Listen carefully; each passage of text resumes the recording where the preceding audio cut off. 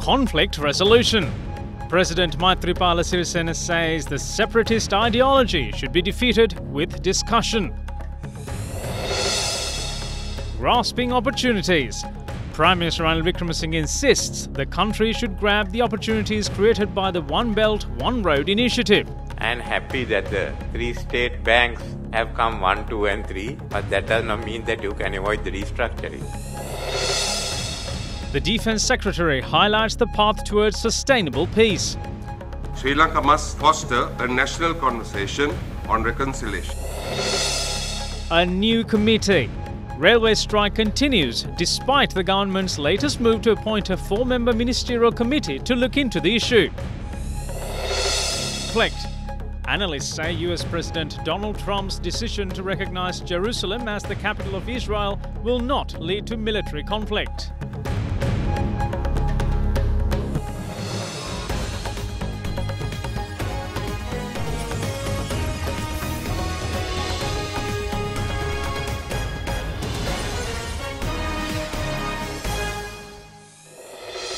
Good evening and welcome to First at 9. I'm Dhammika Kanayaka. Now the latest on the railway strike and the local government elections, including crossovers, are on the way.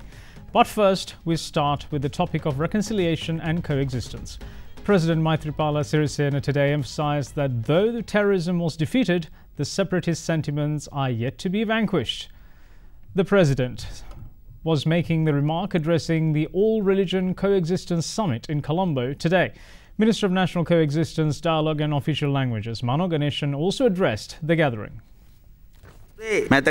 One provincial council member of the Northern Provincial Council recently refused to hoist the national flag. Everyone from the Pradesh Sabha to the presidency of the country accepts the national flag and the constitution of the country. If someone goes against it, that is wrong and we oppose it. Some in the south use the national flag removing its green and yellow stripes. That is also wrong. It shows that there are extremists in the north as well as in the south. Our security forces were capable of defeating a terror organization which tried to separate the country. We did it with weapons. So far, we have failed to defeat that separatist ideology as it is put into operation from abroad. Everyone knows that an ideology can be defeated by a correct ideology. Dialogue, discussions and forums play a major role in achieving that. State Minister of National Integration and Reconciliation, A.H.M. Fauzi, says that Sri Lanka doesn't want another war and it is important to bring up youth in a manner that they think they're all equal. Speaking at the same function, Defence Secretary Kapila Vaidyaratne said that Sri Lanka must invest in a national conversation on reconciliation to support the reconciliatory efforts and peace-building initiatives. The duo was speaking at the conference titled Role of Youth in Reconciliation in Colombo today. Sri Lanka must foster a national conversation on reconciliation and thereby supporting the reconciliatory efforts and peace-building initiatives. I believe that education too plays an important role when promoting reconciliation. It is vitally important that we educate our younger generations to cohabit in a multi-ethnic, a multi-dimensional society, to be accepting the ideas and practices of others, and most importantly, to resolve their differences through dialogue and not through violence. We believe unless there is unity in this country, you will never have sustainable peace. I hope that with this start, the youths are the good messengers. They will be able to change the mindset of the elders. If the youths are brought up in a way that they feel that they are all Sri Lankans, that they are all equal, that they all have the equal right for good education, good health services, these are very important. Anyway, we don't want another war. We want to see that everybody live peacefully. Everybody must be able to express without any fear their thinking. Everybody must be able to lead a life the way that he wants, not the way I want. The media can destroy a man or build up a man with the pen. Because I have experience, I have noticed this. The media giving publicity to certain politicians. The media must not mislead people. Even there are any incidents that takes place between two communities, the media must be able to silence that without building up by giving false information. Now, Prime Minister Ranil Wickremesinghe highlights Sri Lanka's importance of grasping the opportunities created by the One Belt, One Road initiative, the Asia-Africa Growth Corridor and the TPP of USA. He also revealed that the free trade agreement with Singapore will be inked early next year. The Premier was speaking at the Best Sri Lankan Brand Awards 2017 held in Colombo yesterday. The inaugural Best Sri Lankan Brands Awards ceremony was held under the patronage of Prime Minister Ranil Wickremesinghe yesterday. Bank of Ceylon and the People's Bank won the first two Best Sri Lankan Brands of the year. So what are the things that we need to outgrow? We need to compete, and we don't have a choice but to compete with the best global brands today. Even if we don't want to go to the global markets, the global brands are going to come to our markets. So the entire debate of whether we should compete with global brands or not, it's not a choice. We got to benchmark right, and therefore we need to begin with that. And I believe in branding, and we always say UNP is the best brand for Sri Lanka. I am happy that the three state banks have come 1, 2 and 3, but that does not mean that you can avoid the restructuring. We missed the opportunities that many of our Asian partners did in capitalizing on all those moments. We cannot miss this chance. What did we miss in the earlier stages? It's not merely development of the countries around us, but there will be two large economic movements in the area. One which you have heard of, One Belt, One Road. The other which is coming into being with Japan and India, the Asia-Africa Growth Corridor. And here we are in the middle of it. Should we grasp this occasion or let go of it?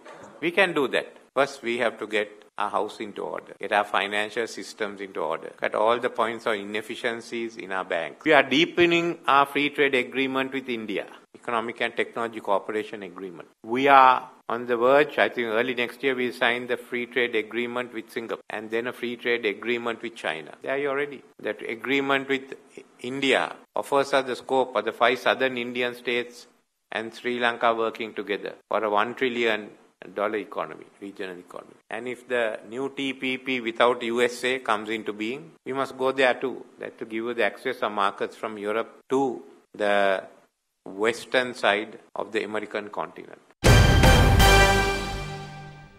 Auditor General Gamini Vijayasinghe says the monetary discipline of the state sector of the country is deteriorating. He made the statement at the parliamentary complex whilst addressing a media briefing yesterday. Fiscal management is very important, but it is pointless if the responsibilities of the relevant institutions are not met. We hope to produce a separate report on every institution on meeting their due responsibilities. I believe we can rectify most of the issues in fiscal discipline in the state sector by next year. It is important since the degeneration of fiscal discipline in the state sector is much talked about and we have to accept it. There are numerous shortcomings and breakdowns in fiscal discipline highlighted in audit reports as well. In a country like Sri Lanka, where fiscal discipline has become diluted, strong implementation of law is essential since we have cited various shortcomings and necessary legal action should be taken. A strong program is essential in this regard. It has exacerbated over the last 2 decades and we need to rectify it. All major political parties submitted nominations for the upcoming local government elections in 93 local government bodies across the country for a second day today. The United People's Freedom Alliance handed over nominations for the Ella Pradeshya Sabha with the participation of the Chief Minister of the Uva Province, Chamara Sampath Dasanayake. State Minister Lakshman Yapa Abeyewardena presided over the UPFA's handover of nominations for a number of local government bodies in Mathura district. The UPFA also submitted nominations for a number of local government bodies in the Kandy district. Of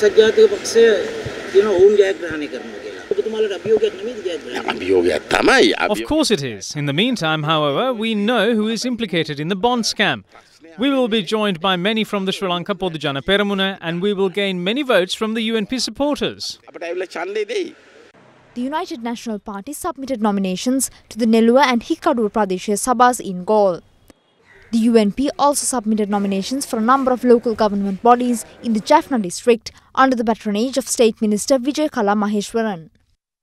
Minister John Amaratunga presided over the UNP's submission of nominations for the Vattala Urban Council and Vattala Pradeshya Sabha. If that happens, the election will be annulled as it is a violation of electoral law.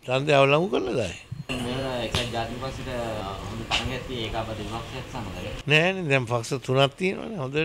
it won't. There are 3 parties now. We will have a massive victory when the vote is split between the SLFP and the SLPP. The Sri Lanka Podujana Peramuna submitted nominations to the Pasbagi Korale Pradeshiya Sabha in Kandy. The SLPP submitted nominations for the Boralasgamo Urban Council at the Colombo New Town Hall. The Janata Vimukti Peramuna submitted nominations for several local government bodies in Mathura.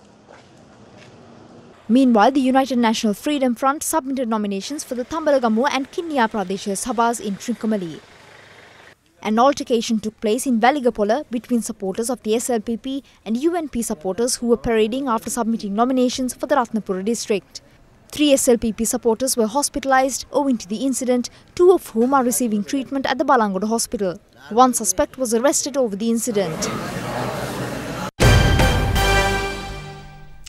Now, with elections afoot, former President Mahinda Rajapaksa insists that creating a rift between himself and President Maithripala Sirisena will not benefit anyone. The former president made the remark following religious observances at the Temple of the Sacred Tooth Relic in Kandy today. There is no such conspiracy to split our parties. Anybody has the right to present their stance in an independent manner. What is the benefit of creating a rift between myself and Maithripala Sirisena?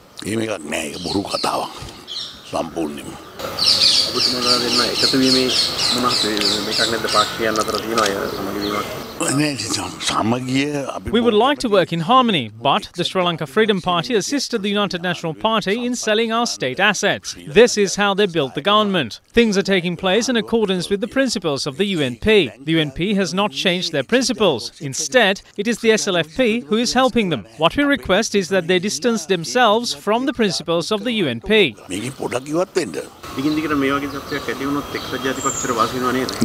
No, they will not be benefited. That is what the UNP thinks.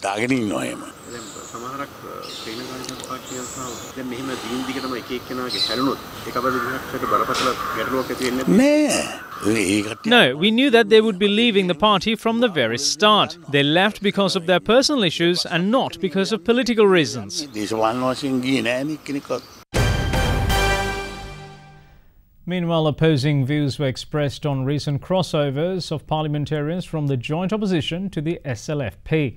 Convening a media briefing today, the joint opposition alleged that the parliamentarians who crossed over did so to fulfill personal agendas. Ask those who left the camp as to why they did so. When they offered money, they auctioned themselves off. All I have to say about Shriyani Vijayavikrama is that she had been hatching a conspiracy for a while and crossed over under the pretext of an issue with nominations. Those MPs too have complained to the Bribery Commission about the government's theft. How did they suddenly make a U-turn and forget everything? We say they are leaving solely for personal gain.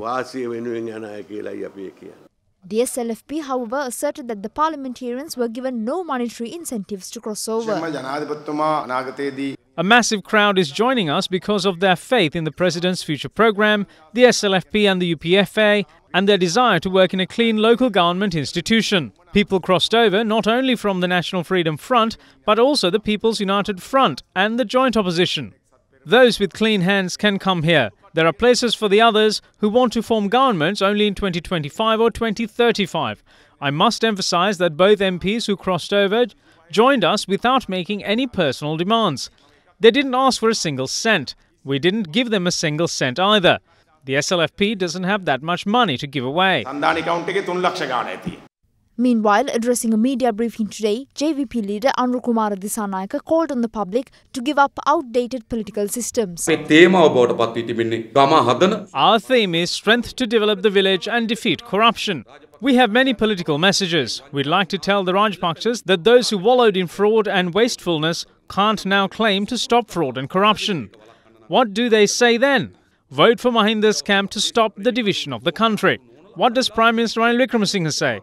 Give us power to develop the village, just as with the country. National assets are sold in the name of developing the country. If they get hold of the village, they will sell off its reservoir. President Maithripala will ask you to vote to keep the SLFP from splitting apart. Those are not the public's concerns. We request the citizens of this country to quit outdated political experiences and rally around the JVP instead for a new political experience. Now, the crossover from the joint opposition to the SLFP was the point of note for the organisation earlier as well, with it claiming the reason behind few MPs breaking away from the joint opposition is none other than money and not disappointment, as claimed by them. The assertion was made during a media briefing convened by them in Colombo today. The public didn't elect these MPs to Parliament so that they could do harmful things to the country. We should not forget that those MPs who were elected to Parliament through the votes of SLFPers and are now in support of the government are in fact perpetrating unpatriotic acts. We would never suggest Mahinda Rajapaksa or the joint opposition to join them. If they are willing at some point to discard the unpatriotic process and stand by the country, we the Mahasangha, along with other factions, are willing to broker an alliance between them for the future of the country. Now the JVP, who backs the government in everything, is calling for votes for themselves. But it must not be forgotten that the JVP is in fact the government. For the politicians, it might be their job, but for us, it is an issue with the country's security. Many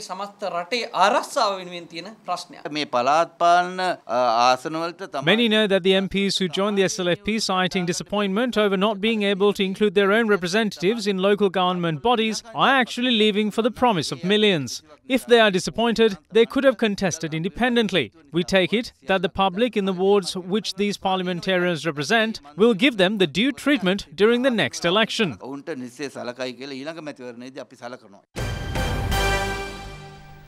The strike, launched by the trade unions of the railway services, entered its 6th day today. Following a cabinet meeting, it was decided to appoint a 4-member ministerial committee headed by Minister Dr. Sarath Amunugama to look into the grievances of the protesting railway employees.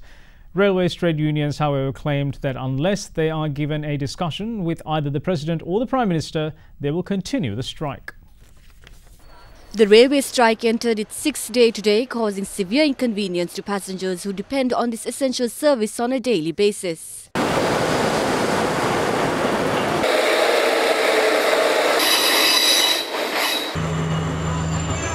දවස් කීයක්ද මේගොල්ලෝ මිනිස්සු ගැන හිතන්නේ නැහනේ. ඉතින් මේකට ඇත්තටම රජය තද තීරණයක් ගන්න ඕනේ කියලා තමයි මම නම් හිතන්නේ. මේක ප්‍රශ්න වලට විසඳුම වෙන විදිය නම් නෙමෙයි. අනිවාර්යයෙන් මේක ප්‍රයිවට් කරනවා නම් අපි සතුටුයි.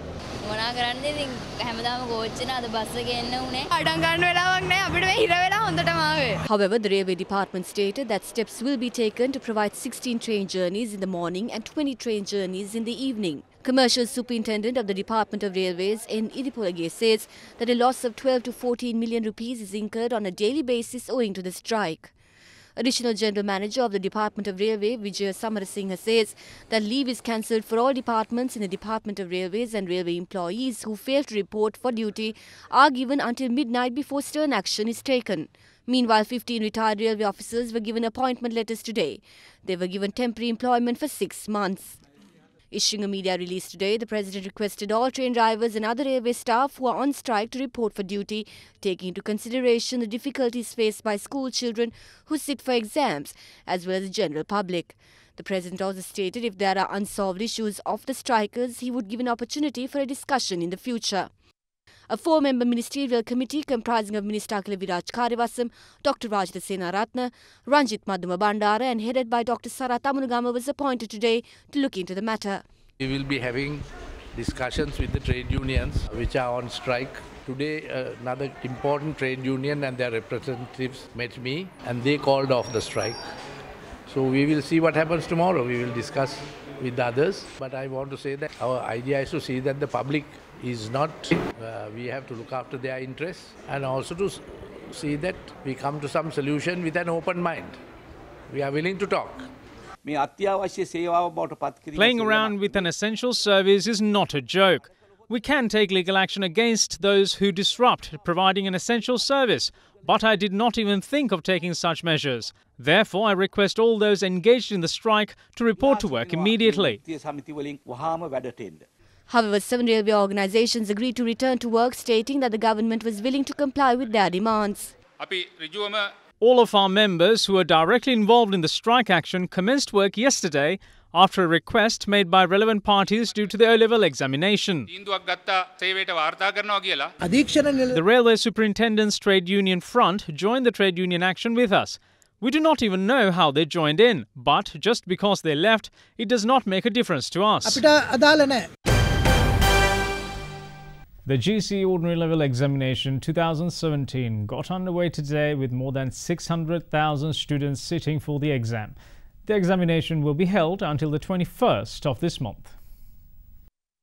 GCE Ordinary Level Examination commenced across 5,116 examination centres over the island today, with 688,573 students sitting for the exam. 50,000 teachers are deployed for invigilation process, while 536 exam coordination centres are also set up. From the 688,573 students sitting for the exam, 429,493 are school applicants, while 259,080 are external applicants. Hotline 1911 is available for any inquiries or complaints regarding the O-level examination. Telephone numbers 0112 784 208, 0112 784 537 and 0113 188 350 are also available for inquiries. Commissioner General of Examinations Sanat Pujita meanwhile said that his department hopes to release the ordinary level exam results by the 28th of March next year.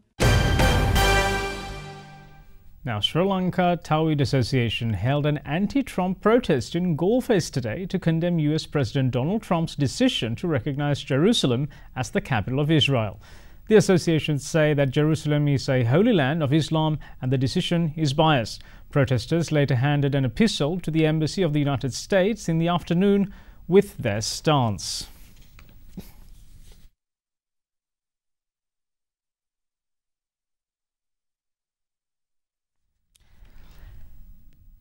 Let's take a look at some other stories making news across Sri Lanka.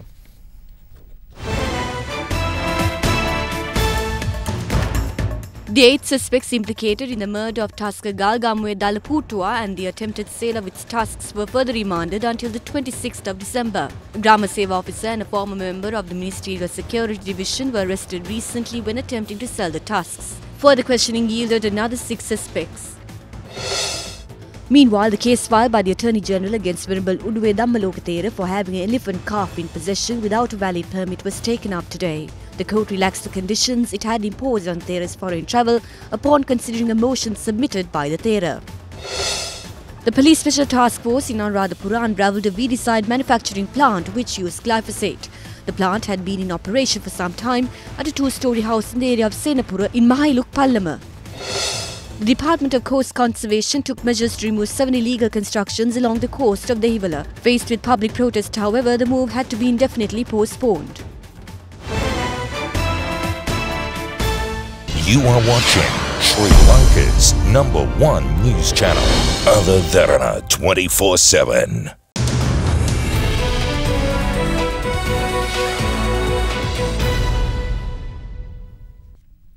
Welcome back. Now, the 22nd Annual Sri Lankan Entrepreneur of the Year Awards was held under the auspices of President Maithripala Sirisena last evening. Federation of Chambers of Commerce and Industry of Sri Lanka. The award ceremony was organised for the 22nd consecutive year and awards were presented to the Sri Lankan Entrepreneur of the Year, Woman Entrepreneur of the Year, Young Entrepreneur of the Year and Differently Abled Entrepreneur of the Year 2017. President Maithripala Sirisena presented the Sri Lankan Entrepreneur of the Year National Platinum Award Extra Large category to JAT Holdings Managing Director Ilian Gunawardana. The President awarded the Hall of Fame Award to the Managing Director of DSI Samsung Group, Kulatunga Rajapaksha. Oil prices jumped today after the shutdown of a North Sea pipeline knocked out significant supply of an already thinning market, while world stocks took a break from a 3-day rally. Brent crude futures, the international benchmark for oil prices, rose above $65 a barrel, their highest since mid-2015. US crude oil futures rose nearly 1% to $58.51 a barrel. While the jump in oil helped boost commodity-heavy European stock indices, it was not enough to offset weakness in bank stocks, pushing the Pan-European Stocks Index down 0.1% in early trading. Asian shares took a small step back, gaining for 3 straight sessions, with markets consolidating in the hope of upswing in global growth could outlast a likely hike in US interest rates this week. On to Bitcoin now. The newly launched Bitcoin futures yesterday suggest that traders expect the cryptocurrency's blistering price gains to slow in the coming months. Chicago-based derivatives exchange CBOE Global Markets launched the future late on Sunday, marking the first time investors could get exposure to the Bitcoin market via a large regulated exchange. It's an exciting phase for this. It's a new asset class, but I don't think people should jump in yet. It's a very risky asset, a risky investment category, so I would hold off. If you just want to gamble, okay, that's fine, because you don't know.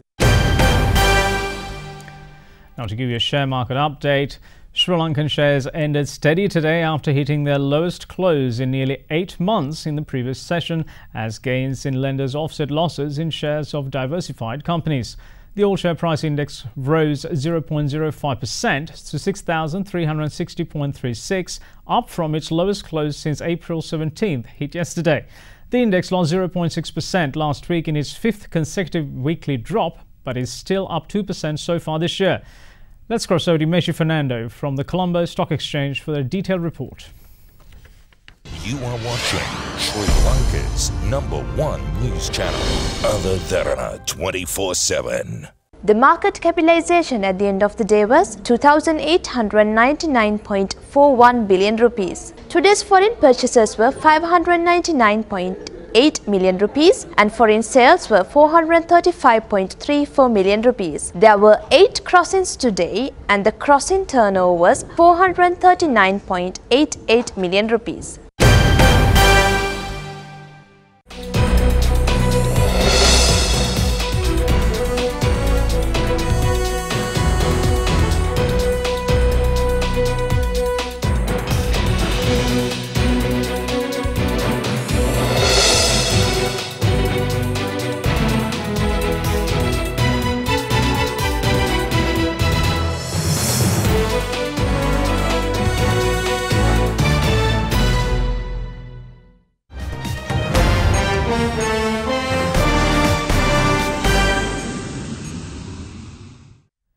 It's time to have a look at from news around the world. Now, political analysts say the protests against US President Donald Trump's decision to recognize Jerusalem as the capital of Israel will continue in Palestine, but a military conflict is unlikely. Although many Palestinians took to the streets to show their condemnation of the US move immediately after the announcement, a week on, protests are becoming small in scale. An Israeli political analyst, Elhan Miller, said this is because the Islamic militant group Hamas is becoming more prudent than before. Furthermore, Palestinian political analyst Hani al-Mazri says that pressure by the two parties, Hamas and the Palestinian Authority of Fatah, who do not want to allow Israel to destroy the reconciliation process and get into military confrontation, has an impact on what is taking place.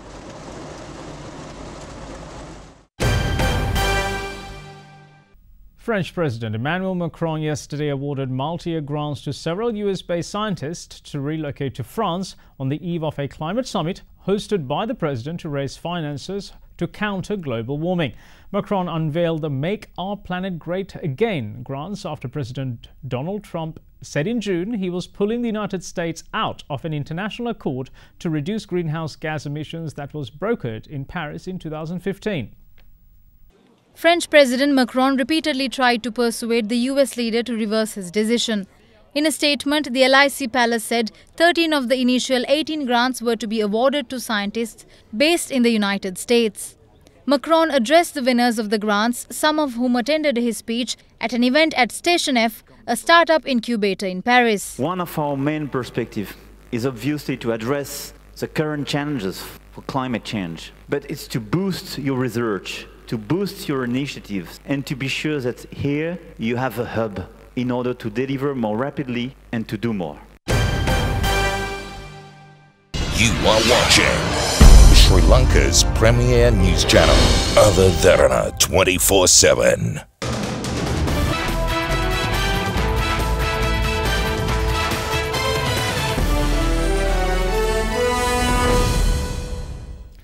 Welcome back. Now it's time for sports.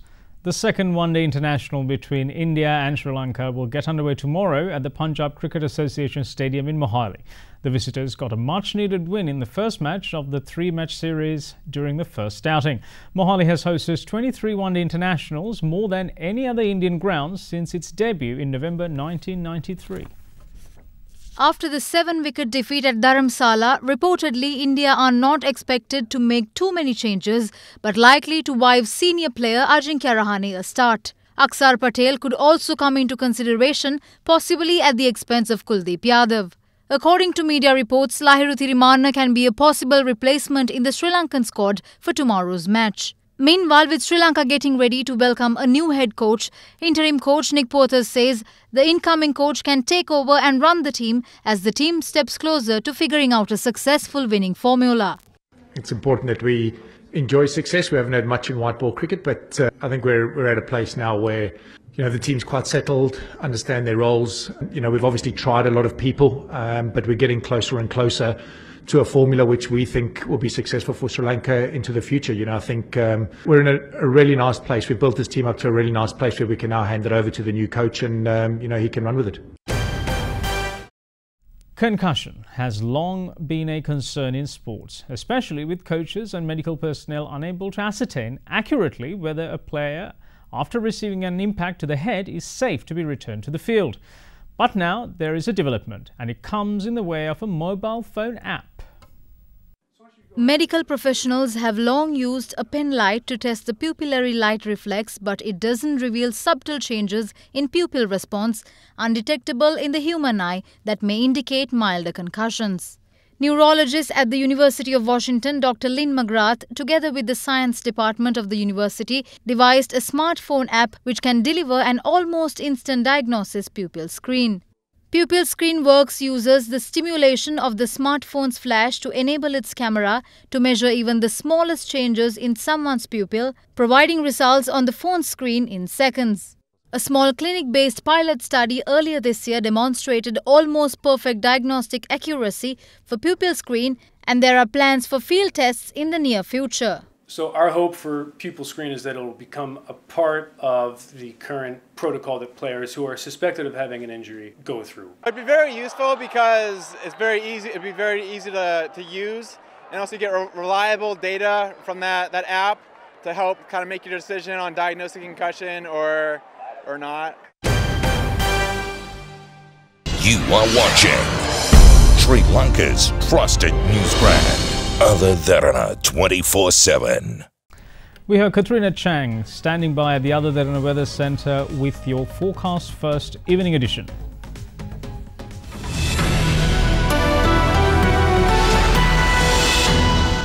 Good evening and welcome to Forecast First. Now, temperatures are to vary between 20 and 28 degrees Celsius over the course of the day. Now, you will be able to see a formation of a low pressure zone in the east, southeast, southern and the central region of the island. Now, this could bring about some thunder showers in the Batticaloa and Mena areas, and some sunny skies can be expected in Jaffna. Now, if you move downwards, you can see that there will be some heavy showers experienced in the Colombo, Galle and central hills of Kandy. That is it from your weather centre tonight, but let's now take a quick look at your city-by-city forecast.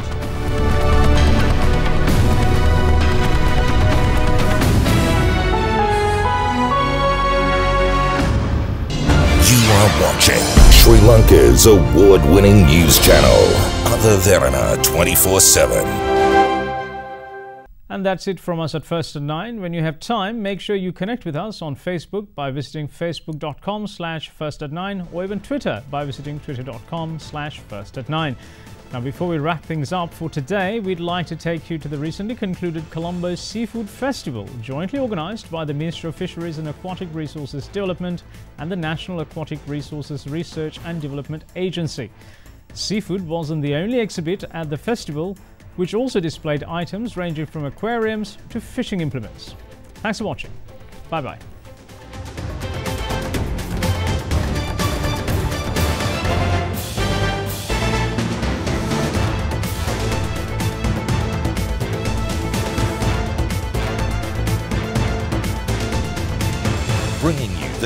news and information 24 hours a day.